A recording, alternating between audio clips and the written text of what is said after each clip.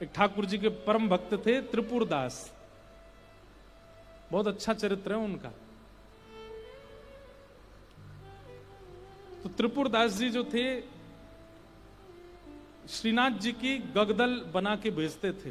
गगदल जानते हैं? कंबल, सर्दियों में जो ठाकुर जी धारण करते हैं। किसी ने श्रीनाथ जी के दर्शन किए हो, शीतकाल में दर्शन करना, ठाकुर जी का मुखमंडल दिखाई देता, बाकी सब ऐसे पूरे ढके रहते हैं, उसको गगदल बोलते हैं। तो त्रिपुरदास जी जो थे ये बहुत बड़े मंत्री थे, इनके पास मंत्री पद पर थे तो खूब धन आता था। तो ये बढ़िया सोने की जड़ाऊ, चांदी की जड़ाऊ, बढ़िया गगदल भेजते थे ठाकुर जी को। किसी ने जाके बादशाह से शिकायत कर दी, बोले त्रिपुरदास जी आपके खजाने के सारे पैसा लगा के गगदल बना के श्रीनाथ जी को भेज देते हैं। तो बादशाह ने इनको अपनी मंत्री पद से हटा दिया, और जैसे ये मंत्री पद से हटे कंगाली आ गई, गरीब हो गए। अब इनके पास इतना भी धन नहीं था कि गगदल खरीद के भेज सकें। तो एक लिखने वाली कलम थी इनके पास, वो कलम बेच दी जाकर के, तो उससे 1 रुपया मिला। 1 रुपया से इन्होंने जो वस्त्र खरीदा, बिल्कुल 3rd क्लास वस्त्र खरीदा, 1 रुपए का आया। मन में बड़े दुखी थे, बोले ठाकुर जी मैंने कभी ऐसा वस्त्र आपको भेजा नहीं, लेकिन क्या बताऊं, और कोई मेरे पास चारा नहीं।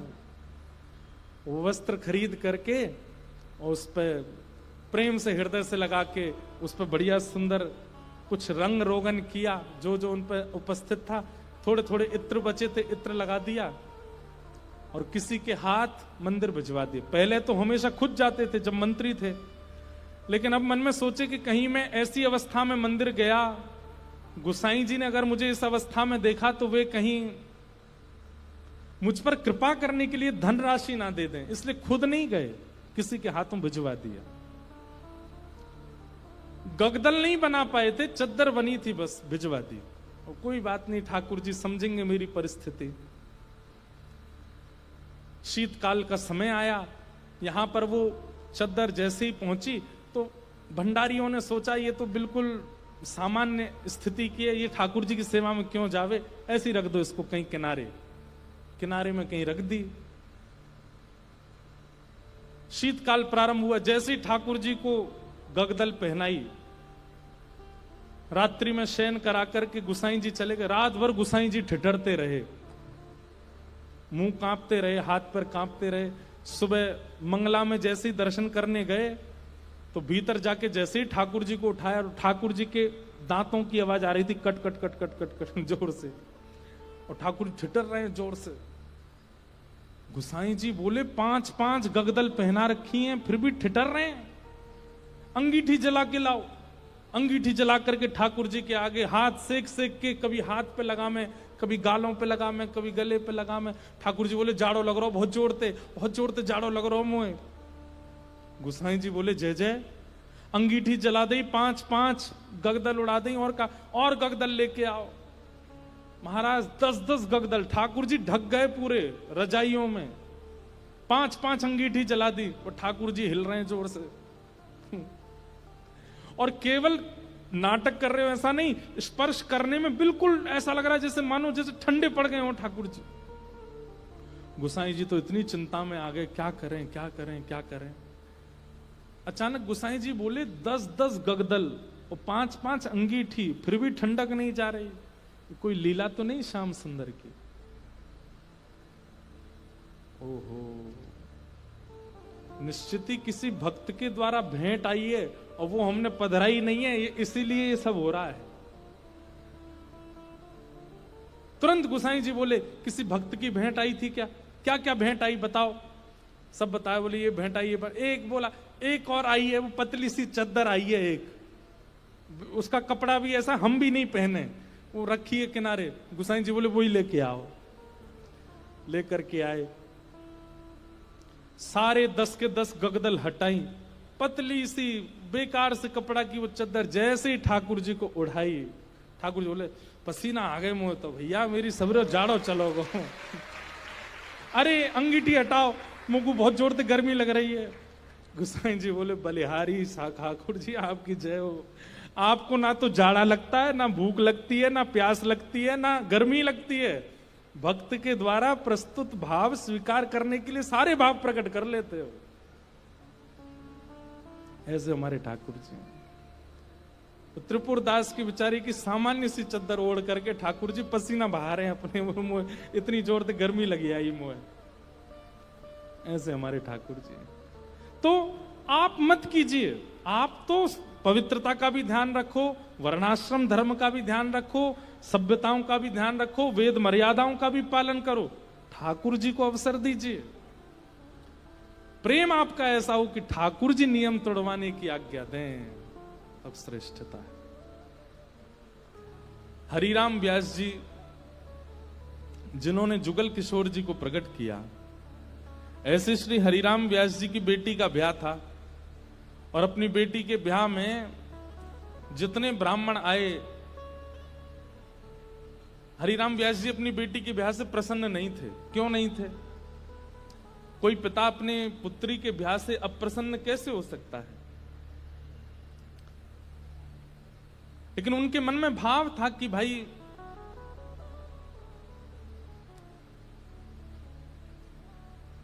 वृंदावन से बाहर क्यों जा रही हो? अपनी बेटी से कह रहे थे कि भाग्य होता है तब वृंदावन प्राप्त होता है, और तुम ब्याह करके अपने पति के साथ विदा होकर के वृंदावन से बाहर जा रही हो, ये मुझे अप्रिय लग रहा है। बेटी ने कहा, पिताजी ये तो स्वभाव है कि बेटी को बाहर जाना ही पड़ता है, और बाहर कहां, जहां पति का घर है वहां जाना पड़ेगा। तो हरिराम व्यास जी बोले, तुम्हारे पास दो उपाय हैं। बोले क्या? या तो पति से कहो कि वृंदावन में घर बना ले, या फिर उसी से ब्याह करो जो वृंदावन में रहता हो।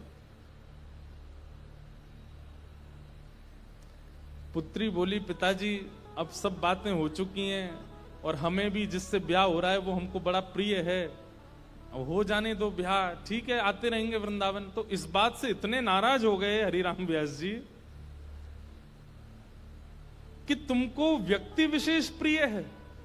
अरे हरिराम व्यास जी तो ये तक बोल गए थे कि भाई लंगड़ा हो, वृंदावन का हो तो उससे ब्याह कर लो, कोई गुण ना हो लेकिन वृंदावन का है तो ब्याह करो, क्योंकि वृंदावन रहने को मिलेगा। लेकिन तुम और गुणों को देख करके वृंदावन छोड़ करके जा रही हो, ये तुम्हारा सबसे बड़ा दुर्भाग्य है। तो अपनी बेटी के ब्याह से प्रसन्न नहीं थे, तो हरिराम व्यास जी की पत्नी और बाकी बच्चे बोले, पिताजी को रहने दो नाराज, हम तो ब्याह करेंगे आनंद से। और हरिराम व्यास जी के शिष्य थे ओरछा के राजा मधुकर शाह, उन्होंने पूरी शादी की व्यवस्था की, लेकिन हरिराम व्यास जी की भौएं चढ़ी नहीं। और ज्यादा दुखी तो वे तब हो गए कि उन्होंने एक शर्त रखी, चलो ठीक है ब्याह कर रहे हो तुम, अपनी मर्जी से कर रहे हो, सब ठीक है, लेकिन पहली पंगत वैष्णव जनों को, संत जनों को, रसिक जनों को करानी पड़ेगी। लेकिन जब ब्याह का प्रसंग आता है ना, तो घर के लोग इन सब चीजों पर विश्वास करते नहीं है। घर के सब सदस्य बोले, पहली पंगत तो बारात की होगी। बोले पिताजी ने कहा संतों को कराओ। बोले बोलने दो उनको, तुम तो उन्हीं को करा दो। और रही बात संतों की, तो एक काम करते हैं, पहले ही पूड़ी कचौड़ी जो भी बना है दावत में, पहले ही निकाल करके अलग धर देते हैं, जब संत आएंगे उनको पवा देंगे। हरिराम व्यास जी को ये बात पता चल गई तो इतने नाराज हो गए। उनका एक पद भी है,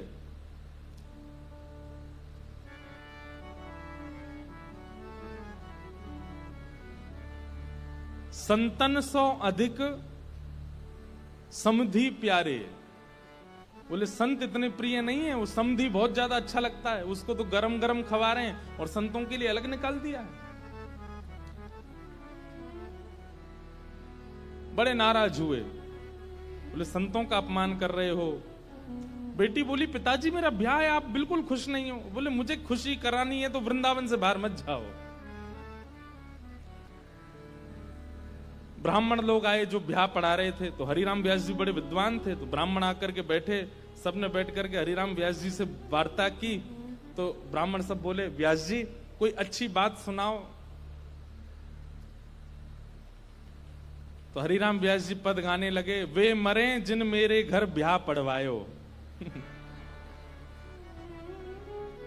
सारे ब्राह्मण बोले ऐसा मत कहो। भगवान बोले कि तुम भाग जाओ यहां से, या तो पुत्री को कहो कि वो वृंदावन छोड़ करके नहीं जाए, और यदि वो जाने का मन बना चुकी है तो वो सब मर जाएंगे जिन्होंने ब्याह पढ़ाया।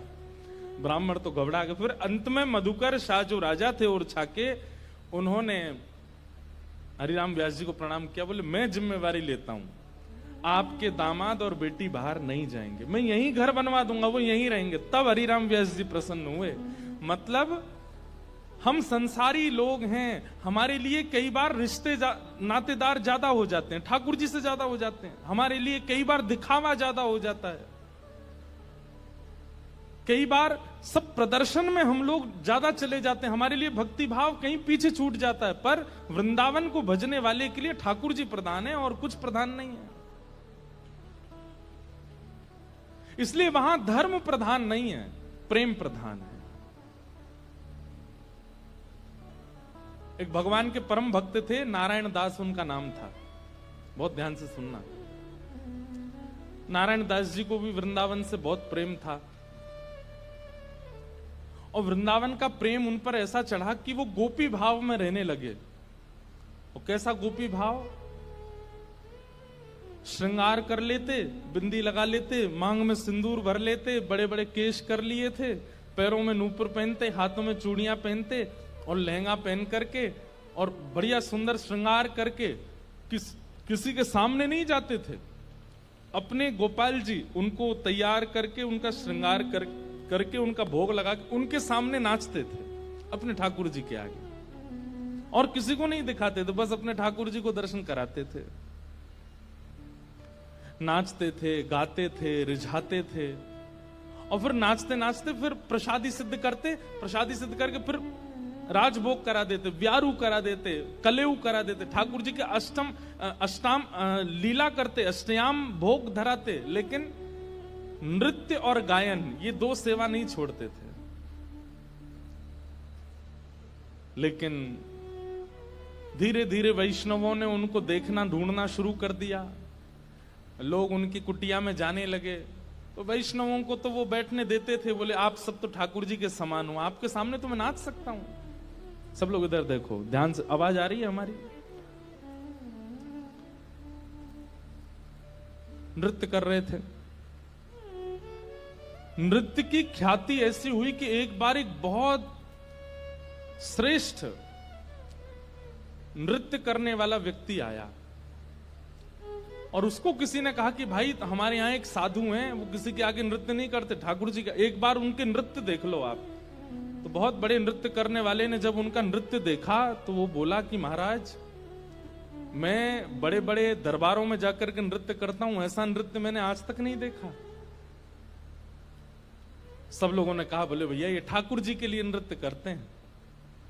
लेकिन उस नृत्य करने वाले ने किसी बादशाह को खबर करा दी कि वृंदावन में एक महात्मा है, और बोले वो गोपी बनकर के अपने ठाकुर जी के आगे नृत्य करते हैं और गाते हुए नृत्य करते हैं, ऐसा नृत्य मैंने आज तक नहीं देखा।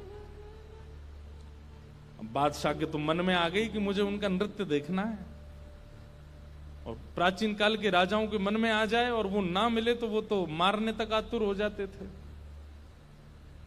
उन्होंने अपने सैनिकों को भेज करके कहा कि आपको नृत्य करने के लिए बादशाह ने बुलाया है, या तो चलिए, और अगर आप इनकार करोगे तो आपकी कुटिया जला देंगे, आपके ठाकुर जी छीन लेंगे, और फिर कभी नृत्य करने लायक बचोगे नहीं। ऐसी स्थिति पड़ गई।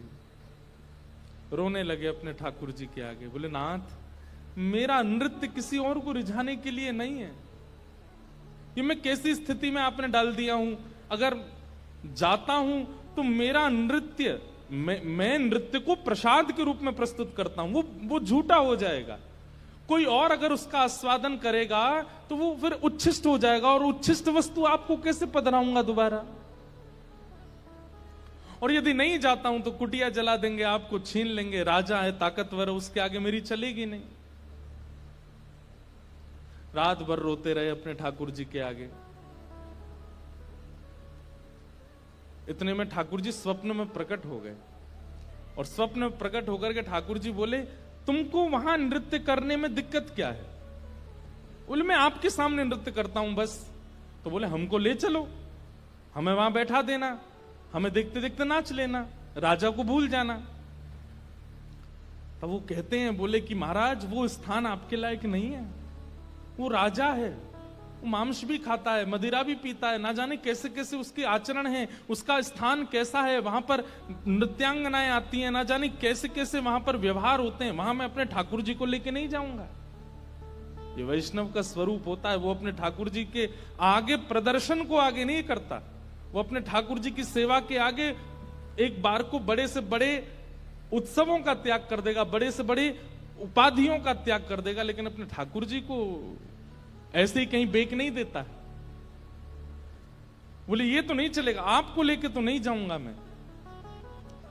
तब भगवान बोले, तो फिर नहीं जाओगे तो ये लोग तुम्हारे कुटिया उजाड़ देंगे। तो फिर वो बोला, आप इतना भी नहीं कर सकते तो फिर काय बात के भगवान, आज तक मैंने आपसे कुछ नहीं मांगा, लेकिन इसका समाधान बताओ मैं कैसे करूं। तब भगवान बोले, देखो तुमने अपनी गली में तुलसी की माला पहनी है और ये तुलसी मेरा ही स्वरूप है, तो तुम मुझे तो नहीं ले जाओगे, लेकिन ये तुलसी माला तो पहन के जाओगे। इनको तुम एक सिंहासन पर पधरा देना और इनको मेरा ही रूप मान करके, मुझे अनुभव करके, मेरा आभास करके तुम वहां नृत्य कर देना। नृत्य भी हो जाएगा, मेरे सन्मुख भी हो जाएगा और तुम्हारा बात भी बनी रहेगी। नारायण दास जी बोले, भगवान पक्का ना ये तुलसी आपका ही? बोले, पक्का 110% मेरा ही स्वरूप है, जाओ। नारायण दास जी गए और राजा के यहां जाकर के बोले, महाराज मैंने गले में जो ये माला पहनी है बड़ी तुलसी की, इसके लिए मुझे एक आसन दे दो, मैं इनको पधरा करके फिर नाचूंगा, नहीं तो ये तो विक्षेप डालेंगे। पधरा करके आसन पर और जैसे ही नृत्य करने लगे, उनके मन में कदापि ये भाव नहीं आया कि ये तुलसी हैं, ये केवल माला है, यही सोचने लगे श्याम सुंदर हैं।